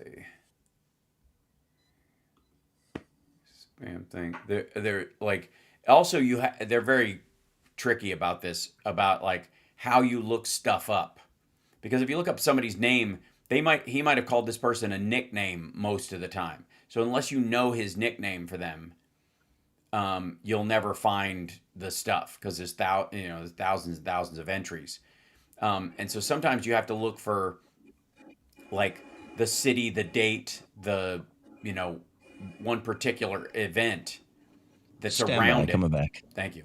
And then you'll see I the am language happy, used you around are happy. Let us be happy together, whether the weather is cloudy or sunny. I will always be your funny honey bunny. I am lucky, you are lucky. Let us get lucky together, whether the weather is cloudy or breezy. I'll be there to say, hey, come on, let's take it easy. Because isn't it nice to have the friends that you do? And isn't it nice that the sky is so blue? And isn't it nice to say I love you, chugga chugga choo choo, woo woo. I am smiling, you are smiling. Let us smile together, whether the weather is cloudy or stormy. I will still be there in the morning. I'll be right by your side in the morning. I'll make you breakfast in the morning. I hope that you like cereal. Yay! Hooray! Is it? Hold on, real quick, and this is almost went a sad direction, so I don't want to do that right after the happy song. So let's ask a question, and then I have something for Phil, if I could. Okay. Yeah. All right, so the first one, this is leftover from last week. I didn't get to it from Hal Vickery, who's a ridiculous super chatter every week, big supporter of all of our shows. Thank you so much, Hal Vickery. We love you. Leftover question from last week. What does a generator cost? I'd like to donate the amount for at least one. Depends on the size. I think the one that we have, it's 500 horsepower. I think, how much are they? I'm gonna guess around $1,000. You're gonna. I don't buy them. Mm-hmm. We have a guy here who buys them for us. Hal Vickery will gladly look it up for you, and we'll give you the model number and all this stuff. If you want to do something like that, it's a wonderful gift, and I think it's a great idea. Yeah, sure. And we'll. And you know what's funny is that Phil, this happened to me. This is like a for real Tourette's thing I have. Whenever somebody asks somebody what something costs and they hesitate for a minute, I immediately go to Rain Man and go about $1,000, and it's about $1,000. Mm-hmm. See, I mean, I think mine. It makes sense, just considering the kind of machine it is. It's going to be more than like a really good lawnmower, which has a similar kind of engine. Mm-hmm. Right. Yeah, but has to run nonstop. So it's right. It's lube pans got to be more sound than a lawnmower. Hey now. Okay, let's grab another question real quick. This is from Ed 3D Tech. Can you ask Philip about a group of flamingos and where they might have landed in Russia? Apparently, a group of flamingos went, I think it's 1,100 kilometers, which I guess that would be 800 miles or something, deep into, about 700 miles deep into Russia, and hit there have been a couple. Like legit one pink flamingos? Yeah. No. The flamingo is the homegrown cruise missile. The Ukrainians have developed their own cruise I missile. swear to God, I'm imagining water birds. Yeah, no, the F5 Flamingo. Yeah. And It's not a flock. I thought you were being it's coy. homegrown. It's homegrown. It's their own technology. It's actually quite innovative in a lot of ways. It doesn't carry as large a payload, I believe, as like some of our cruise missiles, like the Tomahawk.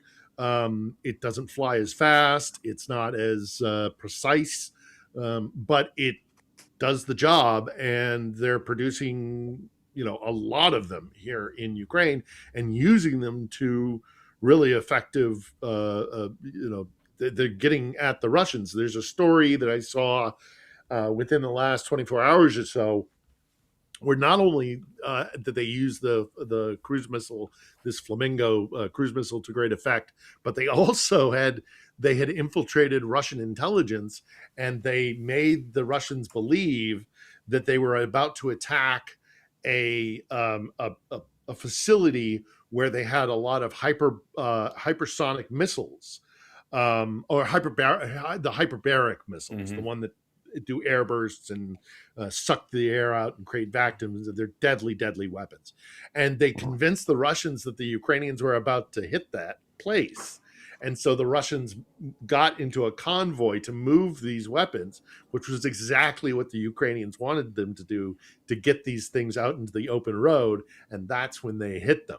So they're doing all sorts of this kind of stuff with their increasing capability. Look, they're getting to a point where they're going to be the dominant provider of their own defense. And when that happens, DC is going to lose a lot of influence, and Trump won't be able to bully Zelensky quite as much as he's tried to do. Yeah, and failed. So. I would like to say real quick, I want to bring up something that just came out as a piece of news, that Alexei Navalny was killed by poison from an Ecuadorian frog. The toxin that comes from an Ecuadorian frog was found in his biopsy by European doctors. And that's how they know what killed him, how he was poisoned. Anybody remember what, like, the last time we heard about Ecuador in relation to Russia? Julian Assange, if you'll recall, that's where he ran to, was the Ecuadorian embassy, and Ecuador was acting as basically a support structure for Russia during that period of time. Like, they were helping hide a bunch of stuff for them. They were a conduit for a lot of awful. And when people say he was imprisoned illegally or whatever, he wasn't imprisoned anywhere. He hid in the Ecuadorian embassy and didn't surrender himself because it was technically the territory of Ecuador. He was in Ecuador the whole time. He was just in a 1 block size building that's technically Ecuador. But it just stuck out to me.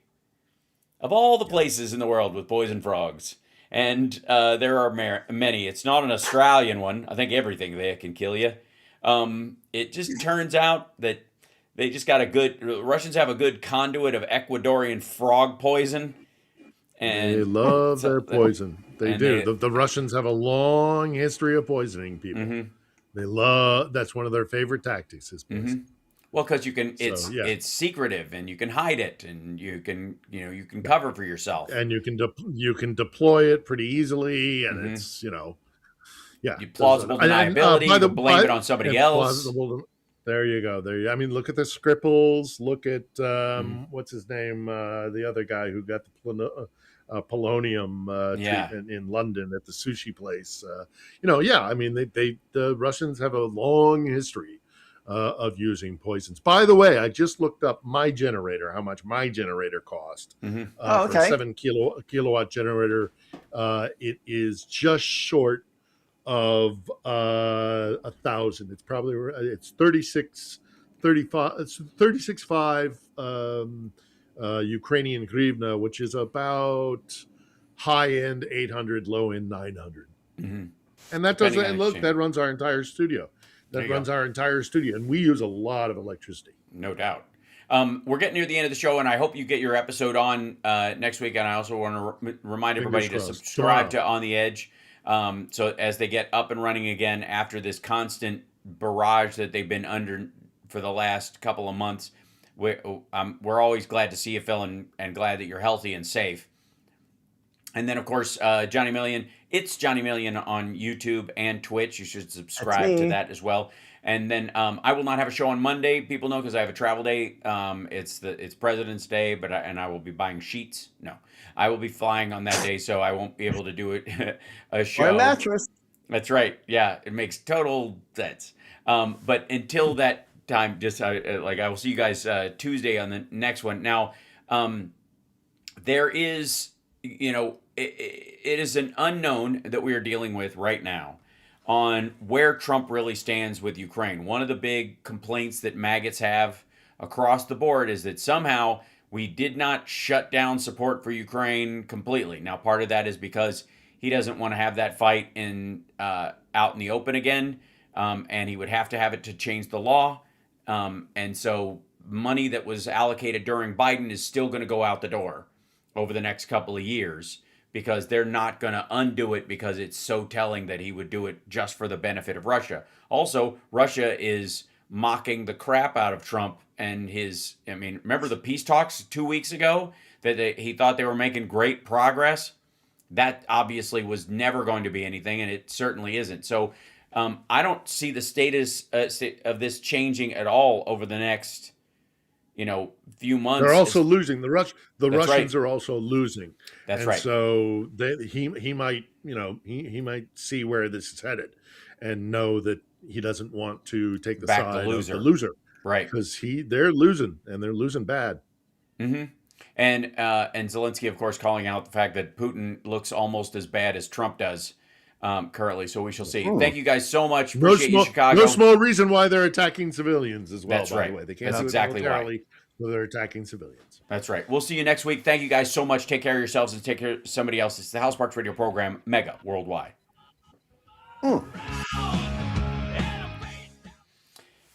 We did it. We did. Yay. You look so good. It's so great seeing all the lights and seeing you not bundled up. Yeah. It's good.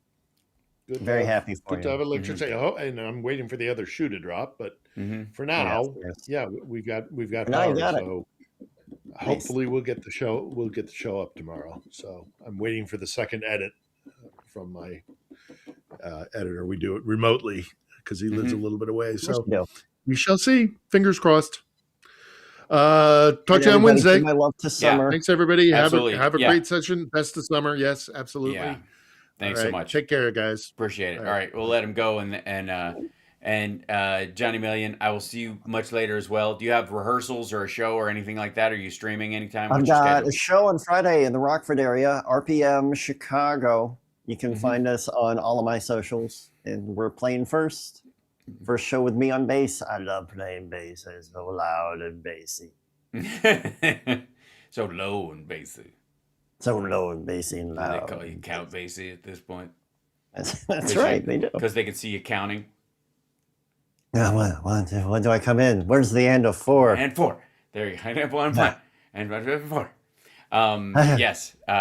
So it's great watching you just build your repertoire. You have inspired me. I'm at some point going to do some live singing of Van Halen songs as I learn them and work on them. Oh, that'd be a blast. Work on the notes, because sometimes it just the goal I have is to find the way to do it in the most relaxed way possible with the least amount of the super high notes with tension. But at the same time, that's hard to do once you just kind of go out there and start doing it. So the muscle memory, the habit you have to build, I only build those when I'm performing. I've realized I don't build muscle memory just practicing, except in very rudimentary ways. Yeah, and if I'll try to be really efficient. I pick too hard when I play bass because when I'm playing live, I pick too hard because I get excited and I want to hear it. But I get so tired so quick. And so when I practice at home, I'm be efficient, pick lightly. It's, it's always going to work. And then we get to playing Caught in a Mosh, and I'm like, yeah, right. and then my head gets all tired. Right. You get wound up. Exactly. So that's my issue with singing as well, is because you want to emote it, and with that comes the illusion of strain, and so you start pushing beyond something, and I'm always like kind of reminded by like people like Kenny Loggins and some others who are hitting very, very high notes, and they look so relaxed while they do it. And even though the metal guys I like who are doing it, it's the same amount of air. They're just sort of. You know who else did that back in the 80s was Donny Osmond. That guy can fucking sing. He was ridiculous. Yeah. Yeah. Just fluidly and very high. Yeah. And it's when he tenses, he starts to lose them, because that's what happens. Your voice gets wavery and it's tight. And that's what I always have to fight, because I'm very much like wanting to show and tell, you know? And so, that's the hard part. Squeeze the imaginary grapefruit. Yeah, that's right. Yep. Yeah. And the nice thing about my hair and facial hair, the way it currently is that this look. Oh no, it's happening. He has become a 1992 hairband evolution. Yeah. When they went from the hairspray to the cowboy hat, it happened. I would go back earlier than that to like Long Cold Winter, you know, Gypsy Road, that kind of stuff. Oh yeah. But then you got like Badlands, you know, where they. That's right. 89, 90. Wanted, but that was the evolution. Wanted, dead or alive. Right. Everybody tried to back off the eyeliner and put on the cowboy hats. Yeah, because the problem with it, and I appreciate it, they went kind of Western and Southern and kind of Southern rock with it, instead of trying to pretend to have blues when you have millions of dollars. Yeah. Yeah, the blues thing annoys me, especially from any white British guy who has been a rock star his whole life, if you know what I mean. Yeah. Anyways, you're wonderful. I'll let you go. Talk to you later. All right. Take care. Love See you. you soon. Love you. Bye. Okay, bye. There he goes, ladies and gentlemen. Hi, chat room. Summer's back. Okay, good. That's Chris DeGarmo. Yeah, it's great. He has a flat hat, though. He doesn't have he didn't wear a curved cowboy hat. He had the flat hat, which I really love. He looked awesome. Anyways, I'll let you guys go. I got to run. Have a great day. Talk to you soon, etc., etc. And let's see, what song do we want to go? Let's do something a little different this time. Hold on. Yeah, we'll go this one. Appropriate to my.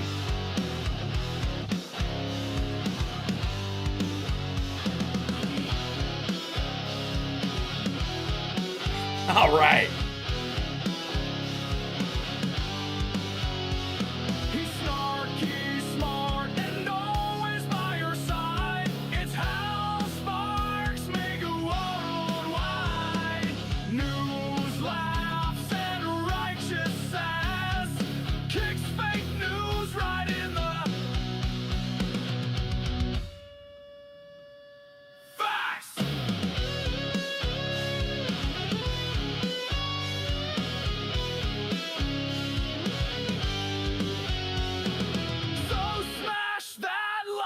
Don't be shy. Subscribe now or blink and cry.